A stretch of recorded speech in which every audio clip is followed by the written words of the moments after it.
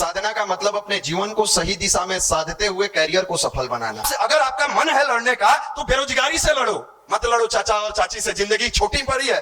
आपने देखा होगा दिवाली में, छठ में कितना संघर्ष करना पड़ता है जब आर्थिक रूप से परिवार कमजोर रहता है। मनुष्य की एक फितरत है कि नकारात्मक चीजों में यह इंसान बड़ा मजा लेता है, सकारात्मक चीजें इसको पच नहीं पाती है। आज भले ही 39 वर्ष के उम्र में स्वामी विवेकानंद जी ने शरीर छोड़ दिया, लेकिन दुनिया की नजर में हुआ कि इन्होंने शरीर छोड़ दिया। जब तक ये धरती रहेगी स्वामी विवेकानंद अमर रहेंगे। याद रखिएगा, दुनिया में आग के जलने से तो वस्तुएं जल जाती थी, लेकिन इंसान के जलन से पूरा समाज जल रहा है, इसको देखने वाला कोई नहीं है। इसको संवारने का काम गायत्री परिवार कर रहा है।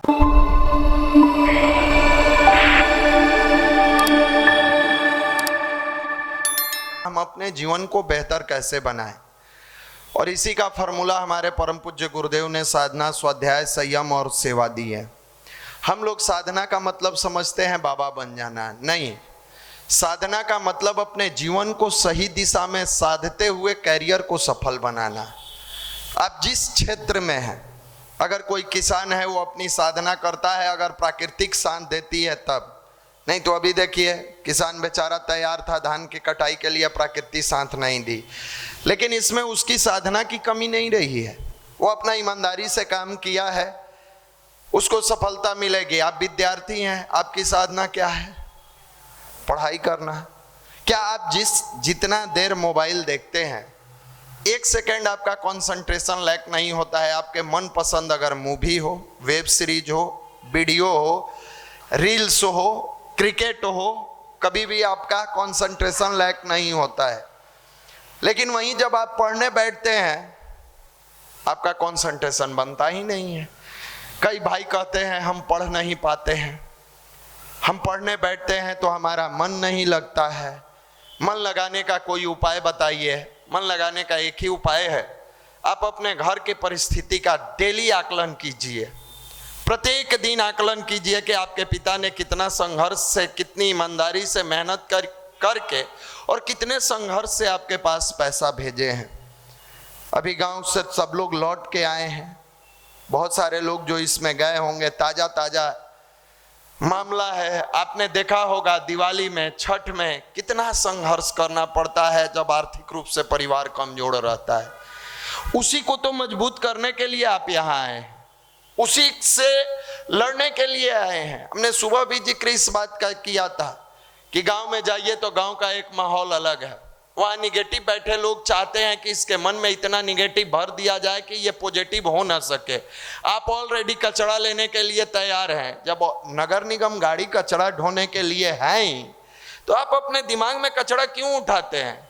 अच्छा बात अगर कोई करेगा, गायत्री की साधना करोगे तो ये होगा, स्वाध्याय करोगे तो ऐसे होगा, तो इन्हें पंखा गिनेगा, उन्हें छत देखेगा, उधर चाय देखेगा कितना देर में आएगा। अगर कोई बैठ के 6-5 करेगा, अरे मंदिर जाए से क्या होगा, तुमको बाबा बनना है, हैं? बेकार टाइम वेस्ट हो रहा है, तुमको वो अच्छा लगता है ना। लॉज में जो हमारा दोस्त कहा है कि मंदिर जाने से कुछ नहीं होगा, सिगरेट के धुआं उड़ाने से होगा, तो तुम कल से सिगरेट जलाना शुरू कर देते हो। मनुष्य की एक फितरत है कि नकारात्मक चीजों में यह इंसान बड़ा मजा लेता है, सकारात्मक चीजें इसको पच नहीं पाती है। यही कारण है कि वर्तमान समय में जितना यूट्यूब पर बाबा लोग से लेके जितने भी व्यक्ति टोना टोटका सिखा रहे हैं, उसके फॉलोअर्स करोड़ों में हैं। क्या क्या सिखाया जाता है? तो बेल के पत्ता के उलट दीजिए, नीम के पत्ता के खड़ा कर दीजिए, कपूर को धसा दीजिए, लौंग को जला दीजिए। अब इसमें ये लोग खुश है क्योंकि उसमें आपको मेहनत नहीं लगना है। हम लोग कहते हैं बैठ के गायत्री मंत्र जपिए, यह नीरस है, सब नहीं जप सकता है। इसको पता है कि जपेंगे तो कल्याण होगा, फिर भी नहीं जप सकता है। उसको टोना टोटका है। एगो बाबा नाम नहीं लेंगे, कह रहे थे एकादशी में आंवला का पानी से स्नान कर लीजिए, सब पाप कट जाएगा। धन्य है प्रभु, सब पाप कट जाएगा। तब तो इस देश का जो सबसे बड़ा मर्डरर है वो एकादशी के दिन उससे स्नान कर ले तो उसका पाप कट जाएगा, सारा बेल मिल जाएगा, बरी हो जाएगा बाइज्जत। क्या आप सिखा रहे हैं देश के नौजवानों को? जिस देश के युवा संघर्ष करना जानता था, जिस देश में भगत सिंह जैसे लोग पैदा हुए थे, जिस देश में चंद्रशेखर आजाद का जन्म हुआ था, जिस देश में सुभाष चंद्र बोस आए थे, जिस देश में स्वामी विवेकानंद का जन्म हुआ था, जहां झांसी की रानी आई थी, वहां के युवा को आप यहीं टोना टोटका में उलझा के इसके करियर को बर्बाद करना जानते हैं। हमारे गुरुजी चाहते तो बहुत सारी चीजों के बारे में बता देते, लेकिन उन्होंने माता जी से कहा था कि मैं अपने बच्चों से संघर्ष करा के और जीतने वाला हीरो बनाना चाहता हूं। इसको टोना टोटका और अंधविश्वास में उलझाकर कमजोर नहीं करना चाहते हैं, कमजोर नहीं करना चाहते हैं। इसीलिए देखिएगा, प्रत्येक रविवार को लास्ट में आपको जो सत संकल्प का हम लोग पाठ करते हैं, उसमें क्या सिखाया जाता है? मनुष्य अपने भाग्य का निर्माता, यह सिखाया जाता है, स्वयं है। हम लोग भुला गए हैं। गांव में गए, 4 गो चढ़ा दिया। ये लोग 4 दिन गए थे अपने पिताजी के पास प्यार से मिलने, चाचा से लड़ाई करके चले आए। मैंने जिक्र किया, क्या चढ़ाने वाले की कमी नहीं है गांव में? चढ़ा दिया, लड़ाई कर ली है। किससे लड़े? जो चचेरा भाई आपको कभी बचपन में एक साथ साइकिल पर लेकर स्कूल गया था, किससे लड़ाई की है? उस चचेरा भाई से जिसके थाल में बैठ के बचपन में एक साथ भोजन किए थे। किससे लड़ाई की है? तो उस चाचा से जो आपकी तबीयत खराब होने पर आपका इलाज कराए थे। उस दादा से जो कभी आपके लिए पेंसिल खरीद के दिए थे, किताब खरीद के दिए थे। उस चाची से जो कभी माँ के तबीयत खराब हो जाने पर अपने हाथों को जला के तवा पर रोटी बना के भोजन कराई थी, और आप लड़ गए। क्या आप यही गायत्री की साधना करते हैं? क्या यही आपके अंदर इंसानियत है? कभी कीचड़ से कीचड़ को नहीं धोया जा सकता है? अरे कभी आपके मन में निगेटिव भाव चचेरा भाई के प्रति आए तो उस दिन को याद रखिएगा कि विकट परिस्थिति में कई बार परिवार में कोई व्यक्ति नहीं मिला तो वही चचेरा भाई आपके काम में आया, वही चाचा आपके काम में आए, वही चाची आपके काम में आई। आप 4 दिन के लिए, 5 दिन के लिए जाते हो, कल के डेट में नौकरी होगा, 1 महीना के लिए जाओगे। आप किससे लड़ लिए? जो गांव में कभी 10 मिनट बैठ के अपने दिल की बात कहोगे, जहां प्यार मिला आपको, जहां बचपन में खेले उस चाचा के गोद में, जहां उस दादाजी ने कई बार अपने कंधों पर बैठाकर आपको घुमाया गांव में, आप लड़ाई कर लिया। अरे लड़ना था तो आप अपने बुराइयों से लड़ो ना, अपनी गरीबी से लड़ो ना, आपके जीवन में अनेकों संकट है उससे लड़ो ना। आपसे अगर आपका मन है लड़ने का तो बेरोजगारी से लड़ो, मत लड़ो चाचा और चाची से। जिंदगी छोटी पड़ी है, छोटी मिली हुई है। अगर लड़ना है तो अपने अंदर के शैतान से लड़ो जो हमें हैवान बना के गिरा देता है, उससे लड़ोगे तो हैवानियत समाप्त होगी, इंसानियत जागृत होगी। और तुम कल के डेट में 2 पैसे के लिए तुम्हारे पिताजी को कष्ट भोगना पड़ा दिवाली में, छठ में, आज लड़ाई जब आपके अंदर वाले से होगी ना, विजेता बनोगे तो कल तुम नौकरी लेने वाले नहीं देने वाले बनोगे, खाने वाले नहीं खिलाने वाले बढ़ोगे, और झगड़ने वाले नहीं झगड़ा का बचाव करने वाले बनोगे। ये गायत्री की ताकत है। भुला गए हैं, समाप्त कर लिए हैं। ये पावर हमारे अंदर क्यों नहीं आता है? ये इमोशंस हमारे अंदर क्यों नहीं आता है? हम लोग जिस छठ का व्रत मना कर आए हैं, क्या पवित्रता का व्रत है, क्या कंसंट्रेशन का व्रत है, क्या इमोशंस का व्रत है, पूरी दुनिया को हम लोगों ने सिखाया। गेहूं धोया जाता है आटा पिसाने के लिए, ठकुआ पकाने के लिए, उस पर भी निगाहें इतना कंसंट्रेट होती है कि एक चिड़िया भी पर मार के ना चला जाए, कोई कीड़ा ना चढ़ जाए। इससे बड़ा कंसंट्रेशन मेडिटेशन का क्या हो सकता है? ठेकुआ बनाते समय भाव भी पवित्रता का कि छठी माई के लिए बना रहे हैं, छठ के भाव और इमोशंस में डूब के।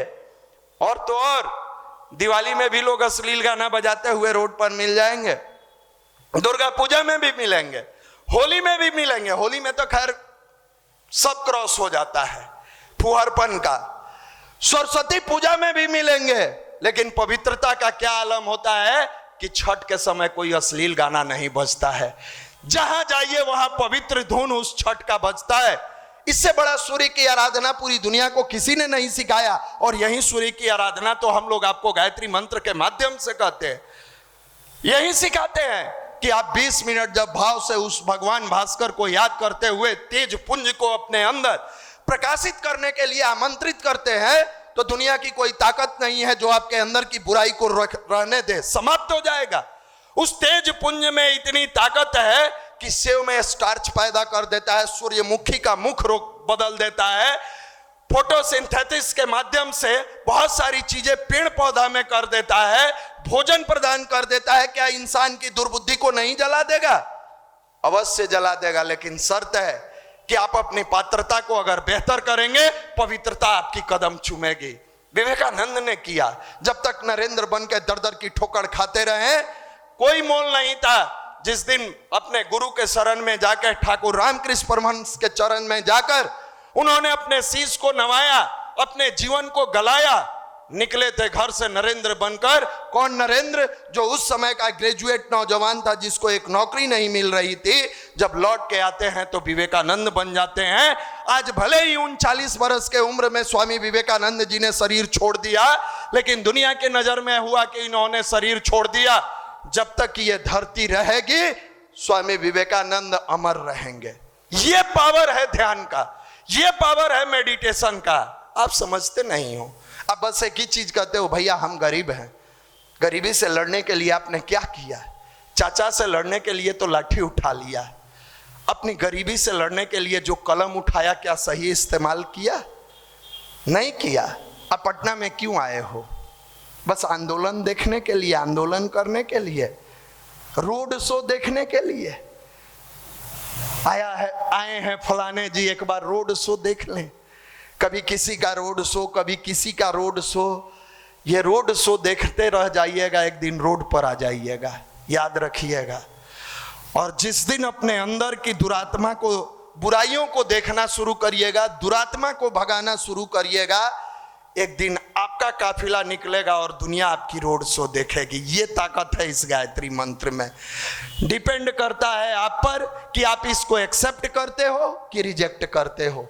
अगर आपने एक्सेप्ट किया, आपका जीवन धन्य हो जाएगा। आपने अगर रिजेक्ट किया, आपकी आने वाली पीढ़ी उससे अधिक कष्ट में फिर हर एक पर्व को मनाएगी। आज आपके पिताजी को कष्ट हुआ, उधार देने वाला भी मिला, उधार लेकर पर्व मनाए और आपको पटना भेजे। भगवान न करे कि आपकी जिंदगी में कभी इस तरह का दिन देखने को मिले, लेकिन गलती से वो दिन आ गया ना, आपको कोई उधार देने वाला भी नहीं मिलेगा। इस कलयुग में अपना कोई नहीं बचा है। माफ करिएगा, आप किसी के दुश्मन नहीं हो, फिर भी आपका कोई हित नहीं है। आप किसी का कुछ नहीं बिगाड़े हो, लेकिन आपके साथ चलने वाला भी कोई नहीं है। आपने किसी की हानि नहीं पहुंचाई है, लेकिन आपकी खुशी में कोई मुस्कुराने वाला भी नहीं है।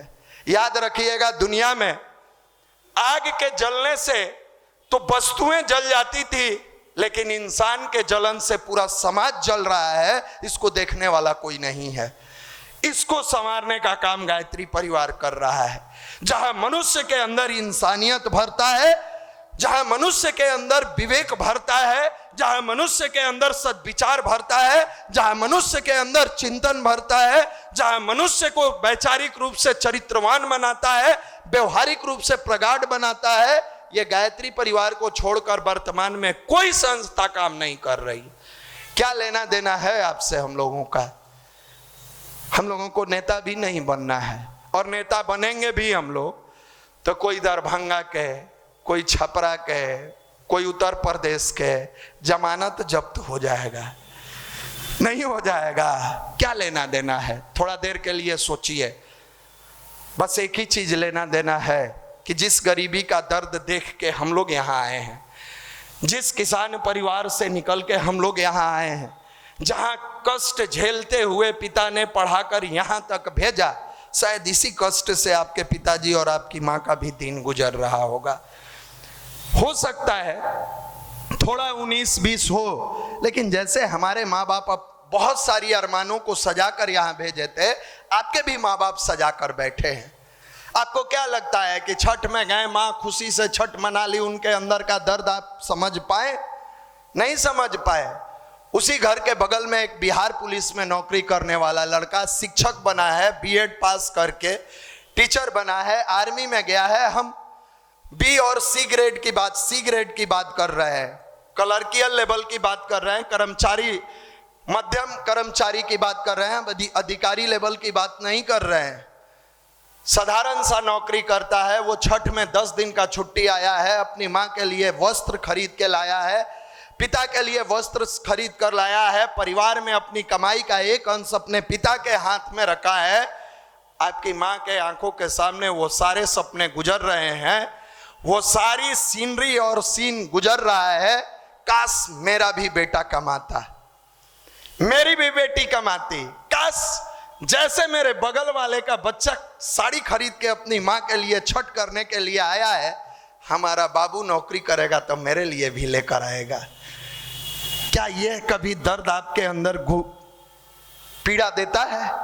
क्या ये कष्ट कभी आपको झंकृत करता है? नहीं। आज यहां हम सुना लेंगे, कल आप जाइएगा उस क्लास में सर शायरी सुनाएंगे तो शायरी में ढल जाइएगा, लॉज में जाइएगा क्रिकेट मैच बता देगा उसमें ढल जाइएगा, रात में सोते समय अश्लील वीडियो कुछ आ जाएगा, फलाना का एमएमएस लीक।